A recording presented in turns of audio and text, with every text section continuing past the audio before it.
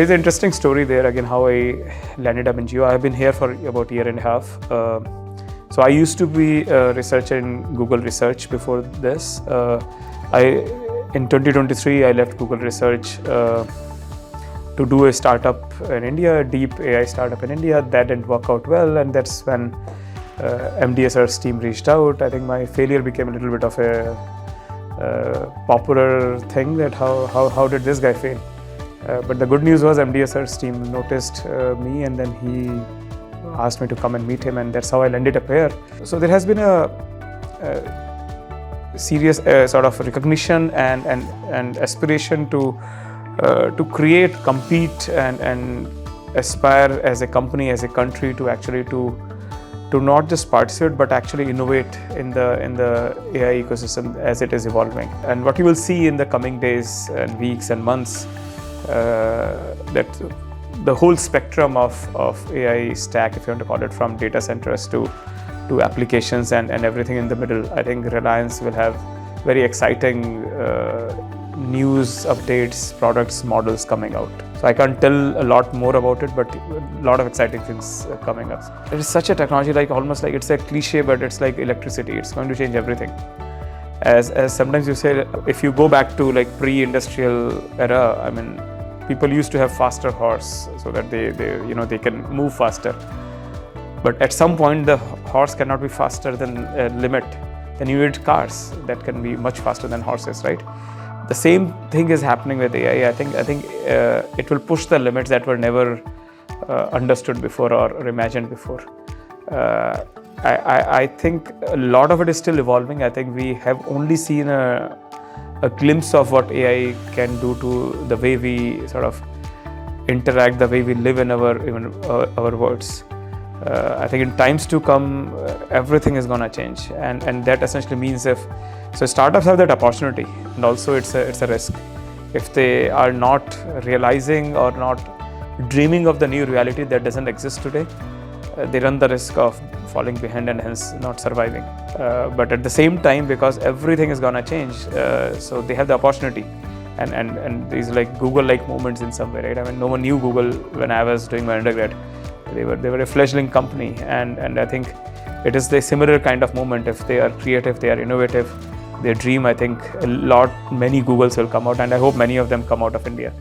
To me, like I always believe in like having a very dreamy take on things. Whatever, see, you are solving a pain point or solving a problem or imagining a new future. It may not even be solving a problem, but it may be that you are imagining how we will be living.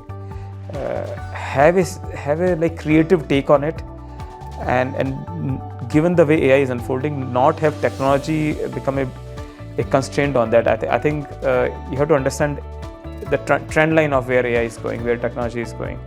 So don't be constrained by what it is doing today, but let your dreams, let your imagination run wild, and having a smart view of the trend line, how AI is evolving.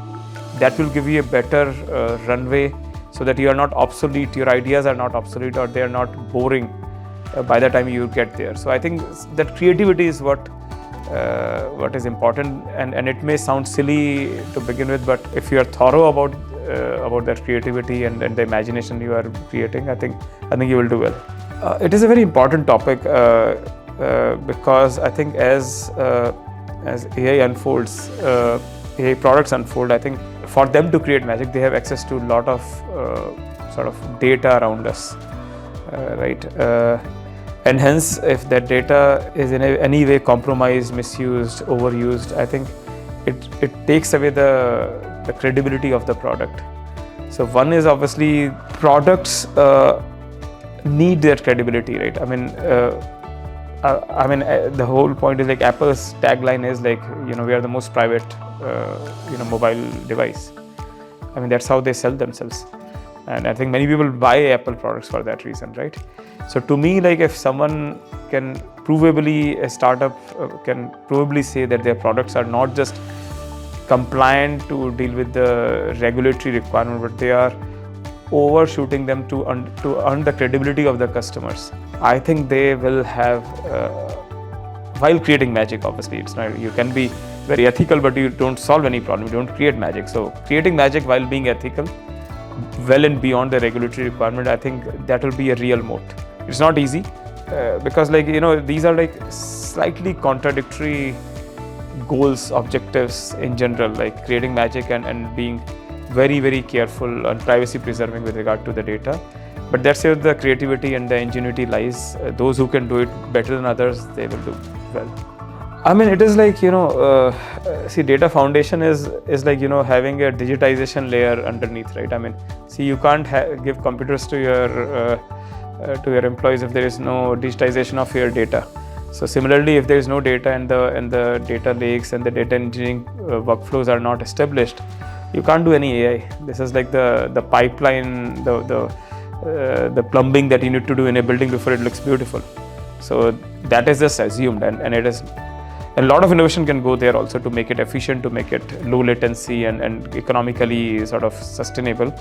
So people don't talk about it because like it has become table stakes now, but you can't do any magic of AI at scale at economic sustainability unless you focus on that. So it is table stakes. It has to be done. I'll talk more general. I think India becomes part of it. I think the advancements in AI allow us to have a stab at problems that were impossible to even imagine earlier. A lot of innovations that come out of Google DeepMind and other such labs are telling us like the mathematical problems that were unsolved for hundreds of years, now we are able to find answers to them.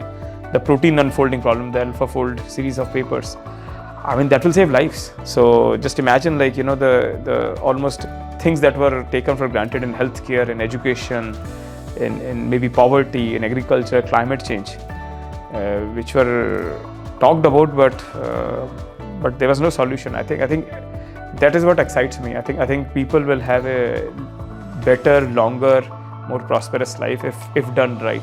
I think AI gives us a chance to reimagine those problems which were just forgotten, and that's huge. I mean, obviously at the same time you can misuse AI for many things like anything else, but I hope there are like the general goodwill of the people in general. There are more good people than bad, thankfully. So I think the world will be a better place because of us solving these problems in the right fashion, and that's what is exciting to me. And while the initial focus is on these sort of more toy-like gadgets or bringing efficiency to existing businesses, but I think a time will come very soon where these serious problems that have been affecting the mankind or the happiness of humans in general, they will take over, and that's very exciting. I think it's almost fortunate for many of us to be living in this era, because in next 10, 20, 30 years, I think lives will be very different and very substantially good, not just different. So I think, and AI is going to drive a lot of it. First of all, like at the very least, the interactions help, the feedback helps, like what they can do, they cannot. In a lot of situations, given our vast spectrum of businesses Reliance is part of, if they are, which is generally true, working on a problem that is relevant to any of our business problems, we try to sort of, depending on their readiness, we try to do a pilot with them. And based on the success of the pilot, and we co-build sometimes, it's not just a pilot of their existing technology. I think the use case, the constraints, the expectations we have, actually makes their product better. And hence those pilots actually has created success stories in the past, and which works out well. Even if there is no sort of direct alignment of a business need, which is rare actually, then also we try to engage with them, provide them feedback, and connect with them with the right folks in the outside world, based on our connections, so that they are still benefited in the process of association with us. But many of them actually end up doing pilots with us. Then it is about the efficacy of their product, their firepower, how driven they are, how to deal with the scale and the difficulties of the real business problems.